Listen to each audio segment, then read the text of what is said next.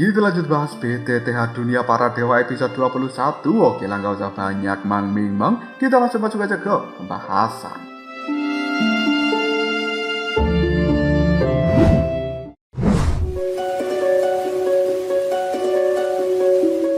Pandangan mata Xiaoyan melihat ke arah Zanlao dan kemudian dia bertanya, sebenarnya apa yang berada di dalam istana itu yang telah menunggu diriku? Zanlao berkata sambil tersenyum, itu adalah roh hantu. Xiaoyan pun cukup terkejut. Apa? Roh hantu? Yang merupakan salah satu dari 3 keajaiban dunia. Zanlao hanya bisa menganggukkan kepalanya. Namun detik berikutnya raut wajah Xiaoyan terlihat nampak murung dan dia berkata kembali, tapi bagaimana caranya masuk ke dalam istana itu? Bahkan boneka iblisku sekarang sudah hancur. Hanya dengan mengandalkan kekuatanku, pasti cukup berbahaya. Zanlao kemudian mengatakan, istana itu, boneka iblis, memang tidak bisa menahan kekuatan yang berada di dalamnya. Bahkan aku juga pasti akan terluka parah jika masuk ke dalam sana. Dan jika dilihat di seluruh benua Dodi ini, apabila seseorang tidak memiliki garis keturunan kerajaan dari ras iblis, mungkin hanya tidak lebih dari 5 orang yang bisa masuk untuk melewati istana ini hidup-hidup. Xiaoyan pun nampak kaget, hanya 5 orang di seluruh benua Dodi yang bisa melewatinya. Betapa dahsyatnya kekuatan dari 5 orang itu. Bahkan Xiaoyan juga menganggap bahwa kekuatan Zanlao tidak biasa. Selanjutnya Xiaoyan bertanya, Zanlao, aku punya pertanyaan. Sebenarnya seberapa kuat 5 orang yang kau maksud di dalam benua Dodi ini? Zanlao sedikit tergagap dan kemudian dia berkata, kira-kira kekuatan 5 orang itu berada di level bintang 9 Dodi. Dengan wajah tercengang Xiaoyan pun menimpali, bintang 9 Dodi? Selanjutnya Xiaoyan berkata dalam hatinya, jika 5 orang itu berada di bintang 9 Dodi, bukankah sama artinya Zanlao ini kekuatan aslinya sekitar bintang 8 Dodi? Xiaoyan selanjutnya melihat kembali pada Zanlao dan berkata, bahkan dengan kekuatanmu Zanlao, kau hampir tidak selamat untuk melewati tempat itu apalagi dengan diriku. Zanlao mengubah topik pembicaraan. Istana ini orang lain mungkin kesulitan melewatinya, tapi bagimu itu sangat mudah. Xiaoyan kemudian menimpali, sangat mudah. Bentar, aku tidak tahu apa yang kau maksud Zanlao. Zanlao kemudian mengatakan, apakah kau lupa bahwa kau memiliki garis keturunan dari darah iblis di dalam tubuhmu? Setelah kau memurnikan esensi darah iblis, meskipun itu hanya sedikit, tapi garis keturunanmu saat ini bisa dikatakan kau memiliki garis keturunan darah iblis yang sebenarnya. Xiaoyan, jangan urungkan niatmu. Masuklah ke dalam istana itu, dan hal baik tersebut pasti akan bisa kau dapatkan. Xiaoyan kemudian masih ragu-ragu dan dia mengatakan, tapi jika aku bisa masuk dengan mudah ke dalam istana tersebut, namun kenapa ada energi kuat yang mendorongku untuk terpental mundur sampai sejauh itu? Zanlao pun membalas perkataan dari Xiaoyan, meskipun energi itu telah mendorongmu, lihatlah, apakah kau terluka? Tidak kan? Xiaoyan mulai memeriksa tubuhnya dan benar saja, meski dia terhempas oleh kekuatan aneh yang berada di dalam istana kristal, tapi tubuhnya sama sekali tidak mengalami luka, baik internal maupun eksternal. Zanlao kembali mengatakan, dan alasan kenapa kau terpental itu karena garis keturunan yang berada di dalam tubuhmu belum terkonsentrasi, dan juga kau belum melepaskan kekuatan penuhmu saat ini. Jika kau melepaskan seluruh kekuatan dari garis darah iblis itu, mungkin kau bisa melangkah tanpa kesulitan, dan kau tidak akan berujung seperti boneka iblismu. Mendengarkan ucapan dari seorang Zanlao membuat Xiaoyan terdiam sejenak, dan detik berikutnya dia hanya bisa menganggukkan kepalanya, percaya dengan ucapan dari orang ini. Ketika Xiaoyan sudah memantapkan hatinya, dia pun melangkah maju untuk mendekati pintu gerbang dari istana kristal. Namun tekanan yang diterima oleh Xiaoyan benar-benar sangatlah luar biasa, sampai-sampai Xiaoyan memuntahkan cairan merah dari dalam tubuhnya. Namun Xiaoyan masih belum menyerah, dia terus melangkah untuk mendekati pintu gerbang. Di tempat ini, semakin lama, semakin dekat, semakin besar pula tekanan yang dirasakan oleh Xiaoyan itu.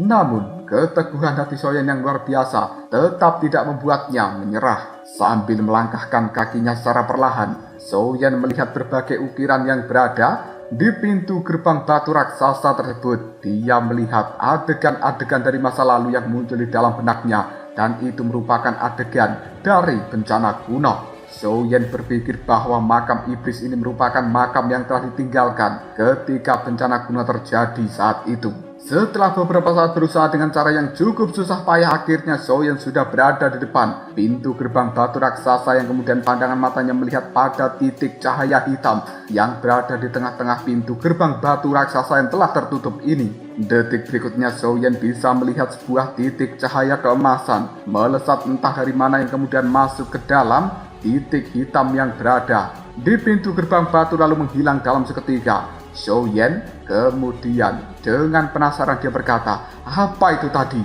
yang melesat dan menghilang di titik hitam dari pintu gerbang batu itu? Zhan Lao yang berada di dalam cincin penyimpanan Zhou Yan pun mengatakan bahwa itu sebenarnya merupakan roh hantu. Benda itu sangat penting bagi dirimu. Kau harus bisa menemukan cara untuk mendapatkannya. Cepat sentuh titik hitam yang berada di pintu gerbang batu dan kau akan dibawa masuk ke dalam istana kristal. Tanpa ragu-ragu lagi, Zhou Yan pun langsung menyentuh titik hitam yang berada di depan dari pintu gerbang batu raksasa itu, yang kemudian langsung berubah menjadi sebuah pusaran yang menyedot Zhou Yan untuk segera masuk ke dalamnya.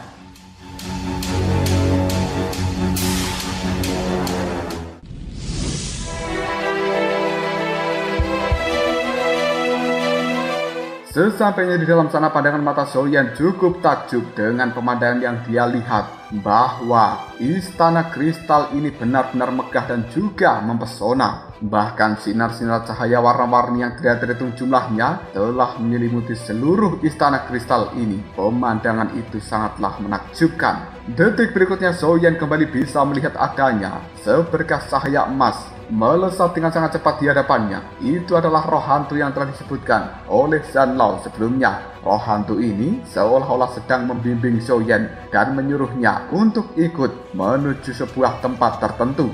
Zhan Lao juga mengatakan, Zhou Yan, roh hantu itu sedang membimbingmu, cepat ikuti dia. Tanpa ragu lagi Zhou Yan langsung melesat untuk mengikuti sinar cahaya keemasan itu, yang kali ini Zhou Yan telah tiba di sebuah aula yang cukup megah. Jika dilihat-lihat, sebenarnya aula ini merupakan aula utama dari istana kristal. Zhou Yan tanpa ragu lagi masih mengikuti sinar cahaya emas yang masuk ke dalam aula, dan kemudian Zhou Yan benar-benar melangkahkan kakinya ke dalam aula yang sangat megah ini. Di dalam tempat itu Zhou Yan tidak menemukan apapun selain kekosongan, namun dia melihat adanya pilar-pilar batu yang berwarna emas menyangga aula besar tersebut. Bahkan kali ini Zhou Yan juga telah melihat patung dari seorang lelaki tua terukir dengan cara yang cukup indah. Fluktuasi energi yang dipancarkan dari dalam patung itu bahkan membuat Zhou Yan tidak berani meremehkan sama sekali, dan dia menduga bahwa patung dari orang ini adalah pemilik dari istana kristal. Di dalam kemudian seberkas cahaya yang berwarna merah keluar dari dalam patung tersebut, lalu berubah menjadi sosok ilusi seorang lelaki tua yang menggunakan jubah berwarna merah tua. Sosok ilusi yang merupakan orang tua berjubah merah ini pun langsung tertawa. Akhirnya orang yang aku tunggu-tunggu datang juga, dan aku bahkan tidak menyangka jika yang datang adalah seorang pemuda yang kekuatannya hanya berada di bintang 2 Dodi. Pancaran energi yang dikeluarkan dari dalam tubuh sosok ilusi berjubah merah ini membuat Zhou Yan hanya bisa menyipitkan matanya karena itu benar-benar kuat. Yang kemudian Zhou Yan menundukkan kepalanya, dia memberikan hormat sambil mengatakan, mohon maafkan atas kelancangan junior ini, karena junior telah tanpa sengaja masuk ke dalam tempat ini. Sosok orang tua berjubah merah kemudian tertawa pada Zhou Yan sambil berkata, anak muda, tenanglah, kau tidak perlu takut. Aku tidak akan menyakiti dirimu, dan aku di tempat ini memang sedang menunggumu. Sementara sosok dari Zhan Lao yang berada di dalam pagoda emas, ketika merasakan energi yang dikeluarkan oleh orang tua berjubah merah, raut wajahnya berubah dalam seketika, yang kemudian dia berkata pada Zhou Yan, Daoki ini, dia sebenarnya merupakan kaisar misterius iblis darah yang merupakan salah satu orang kuat ketika bencana kuno. Mendengarkan ucapan dari seorang Zhan Lao membuat raut wajah Zhou Yan dalam seketika berubah penuh keterkejutan. Tidak menyangka bahwa orang ini adalah salah satu orang kuat yang telah berada di bencana kuno, yang tidak lain adalah kaisar misterius iblis darah dari warga kerajaan klan iblis. Orang tua yang merupakan kaisar misterius iblis darah ini terbang melayang mendekati Soyen. Ketika jaraknya sudah cukup dekat, tiba-tiba saja dia mengerutkan keningnya, matanya melebar, lalu pung! Aura di dalam tubuhnya kembali meledak dengan cara yang tidak biasa. Dengan nada penuh kemarahan dia mengatakan, "Kau sebenarnya adalah manusia. Bagaimana kau bisa masuk ke dalam istanaku? Katakan sekarang juga." Tekanan yang luar biasa dikeluarkan oleh orang tua ini dan menyelimuti tubuh dari seorang Soyen. Bahkan hal itu membuat raut wajah Soyen terlihat sangat jelek karena dia kesakitan menahan energi yang luar biasa beratnya. Soyen mengumpulkan Dogi di dalam tubuhnya yang kemudian dia mencoba bertahan sebisa mungkin sambil berkata, "Senior, tolong jangan marah dulu. Kebetulan aku memang bisa masuk ke dalam tempat ini tanpa adanya penolakan sama sekali." Mendengarkan ucapan dari seorang Soyen membuat kaisar misterius iblis darah kembali berkata, "Apa? Kau bisa masuk begitu saja hanya dengan kekuatanmu yang berada di tahap awal bintang 2 Dodi? Kau benar-benar ingin menipu diriku ya?" Tanpa ragu lagi telapak tangan dari orang tua ini memegang kepala dari Soyen yang kemudian dia memasukkan berbagai energi ke dalam tubuh Soyen sampai membuat Soyen merasakan kesakitan yang luar biasa. Setelah beberapa saat cengkraman tangan di kepala Soyen itu akhirnya melunak. Bahkan energi tekanan yang dikeluarkan oleh kaisar misterius iblis darah juga menghilang. Lalu dia tertawa. Jadi begitu. Nah, kau benar-benar beruntung. Bagus sekali. Aku memang telah menunggu orang yang tepat.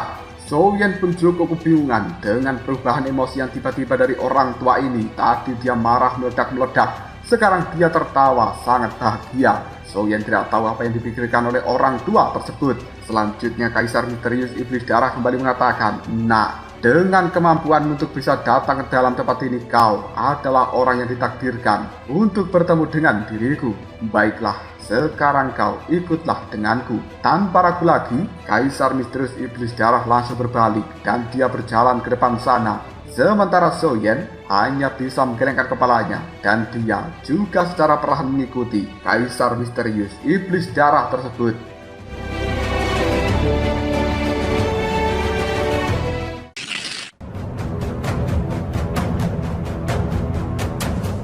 Di dalam perjalanan kali ini, Soyen pun bertanya Zanlao, sebenarnya apa yang telah terjadi? Zanlao hanya bisa tersenyum sambil berkata, "Kau tidak perlu khawatir, bukan apa-apa. Nanti kau juga akan tahu sendiri."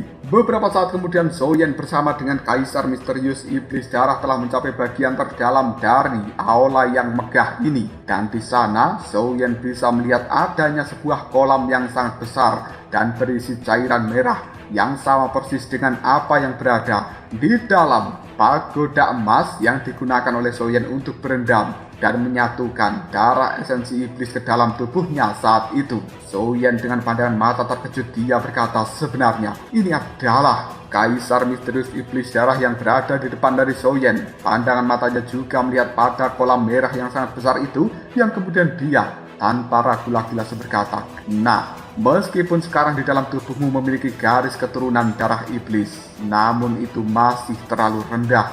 Berkultivasi di dalam kolam iblis darah ini akan bisa meningkatkan kekuatan garis darah iblis di dalam tubuhmu. Namun, kau mungkin hanya bisa berkultivasi di dalam kolam itu selama beberapa jam saja. Jika kau melakukannya lebih lama, mungkin tubuhmu tidak akan bisa menahannya." Mendengarkan ucapan seperti ini, Soyen pun teringat dengan rasa sakit pada saat itu. Padahal yang dimasuki Soyen hanyalah kolam yang kecil. Namun kali ini, itu adalah kolam yang benar-benar besar. Soyen tidak bisa membayangkan rasa sakit seperti apa ketika dia berendam dan juga berkultivasi di dalam kolam ini. Soyen ragu-ragu sejenak dan kemudian Zanlao yang berada di dalam pagoda emas. Dia mengatakan, "Soyen, kau tidak perlu takut, berendam saja. Tempat ini berbeda dengan kolam yang pertama kali kau gunakan untuk berendam di dalam pagoda emas. Aku benar-benar tidak mampu mengatakan apapun.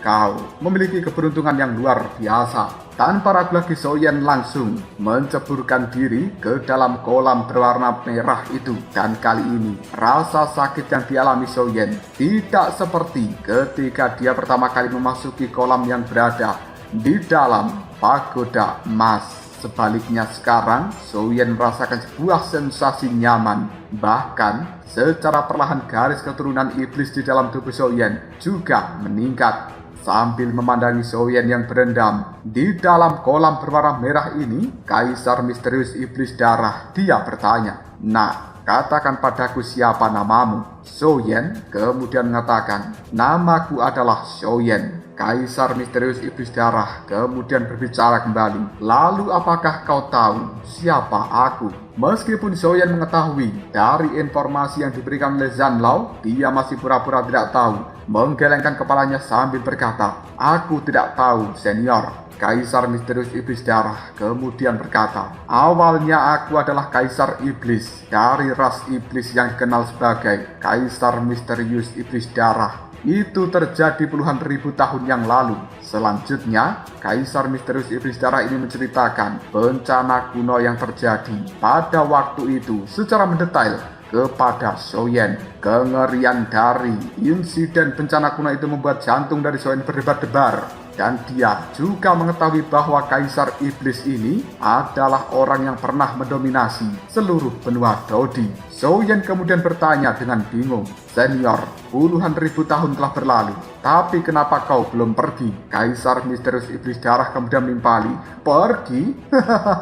Aku sebenarnya memang berharap bisa pergi dari dalam tempat ini. Anak muda, aku sebenarnya sudah mati ketika bencana itu terjadi. Dan aku yang saat ini hanyalah sisa dari jiwaku yang telah menunggu seseorang di dalam tempat ini selama puluhan ribu tahun, supaya aku bisa bertemu dengan orang yang ditakdirkan untuk membantuku mencapai sesuatu. Dan tidak disangka bahwa kaulah yang datang ke tempat ini. Maka dari itu kau merupakan takdir yang kutunggu." Selama bencana kuno terjadi saat itu, Kaisar Hantu Abadi untuk meredakan bencana itu telah mengalahkan banyak sekali tokoh-tokoh kuat dari ras iblis, dan kuburan atau makam iblis ini merupakan tempat pemakaman bagi tokoh-tokoh kuat tersebut. Banyak orang dari ras iblis memiliki kekuatan jiwa yang dahsyat. Meskipun mereka binasa, jiwanya tidak lenyap begitu saja. Kaisar Hantu Abadi kemudian secara khusus memproses tubuh dan juga jiwa dari tokoh-tokoh kuat tingkat atas, lalu menyegelnya di dalam istana kristal ini.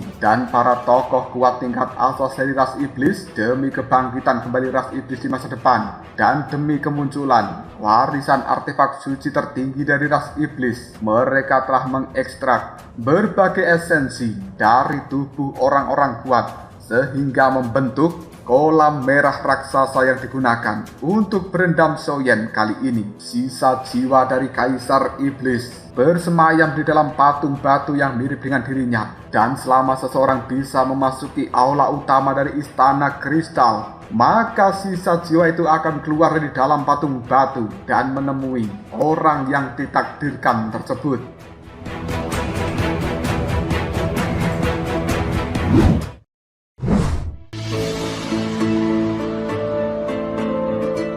Pada awalnya Kaisar misterius iblis darah percaya bahwa orang yang bisa masuk ke dalam istana kristal hanyalah orang-orang dari klan iblis miliknya. Tapi tidak disangka, ternyata yang masuk ke dalam tempat ini adalah seorang manusia yang tidak lain adalah Souyen. Pandangan mata dari Souyen melihat Kaisar misterius iblis darah yang kemudian dia berkata, "Senior, bagaimana kau tahu bahwa aku merupakan orang yang ditakdirkan dan telah kau tunggu-tunggu selama ini?" Kaisar misterius iblis darah kemudian menimpali, "Hal itu karena kau merupakan manusia, namun di dalam tubuhmu juga memiliki garis keturunan dari ras iblisku. Bahkan kau telah menyatukan garis keturunan ras iblis dengan garis keturunan ras manusia. Aku tahu rasa sakit seperti apa yang telah kau tanggung, dan bahkan untuk bisa melewati istana kristal, kau juga masih menahan energi yang luar biasa sampai kau benar-benar bisa masuk ke dalam tempat ini. Hal itu membuktikan bahwa kau bukanlah orang biasa. Meskipun kau tidak memiliki garis keturunan kekaisaran atau kerajaan dari ras iblis, tapi kau tetap sampai di dalam tempat ini. Itu tandanya adalah kau orang kuat yang ditakdirkan bertemu denganku, dan tidak salah, aku menunggumu selama ini."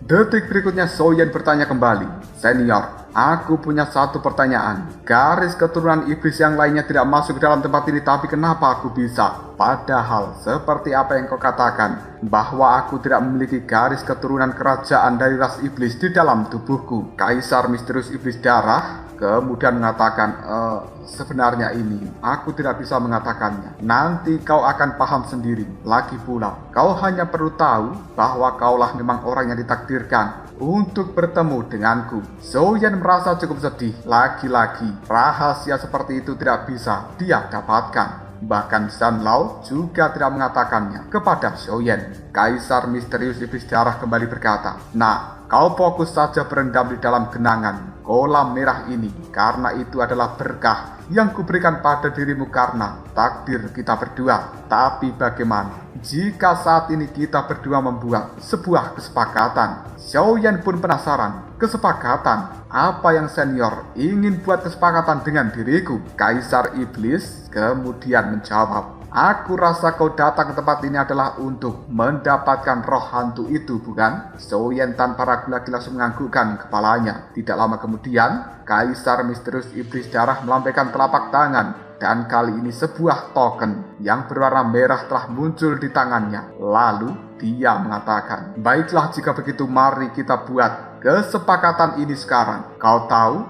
ini apa?" Xiaoyan hanya bisa menggelengkan kepalanya ketika melihat sebuah token merah di tangan Kaisar misterius. Melihat ketidaktahuan dari seorang Xiaoyan membuat Kaisar misterius tiba-tiba saja mengatakan, "Token ini bernama token iblis darah. Sebuah token yang bisa memerintahkan seluruh ras iblis. Dengan token iblis darah di tanganmu, maka ras iblis akan patuh tanpa pertanyaan. Dan token ini adalah sesuatu yang telah ditinggalkan oleh Kaisar Iblis pertama, yang juga merupakan pendiri dari ras iblis. Orang itu memiliki kekuatan yang bisa memerintahkan seluruh ras iblis. Dan selama bencana kuno itu, ras iblis telah hancur berkeping-keping. Token iblis darah ini juga menghilang. Namun untungnya aku bisa menemukannya. Tapi justru karena kehilangan token iblis darah, ras iblis saat ini tidak lagi memiliki entitas yang bisa bersatu,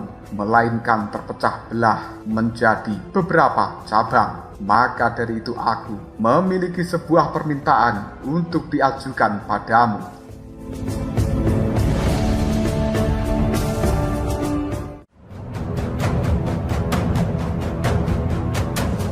Lalu apakah yang akan terjadi selanjutnya? Mungkinkah Kaisar misterius iblis darah akan memberikan token ini pada Xiaoyan supaya Xiaoyan bisa menyatukan kembali ras iblis darah di masa depan nanti? Jika kalian penasaran, tunggu aja jawabannya di next video.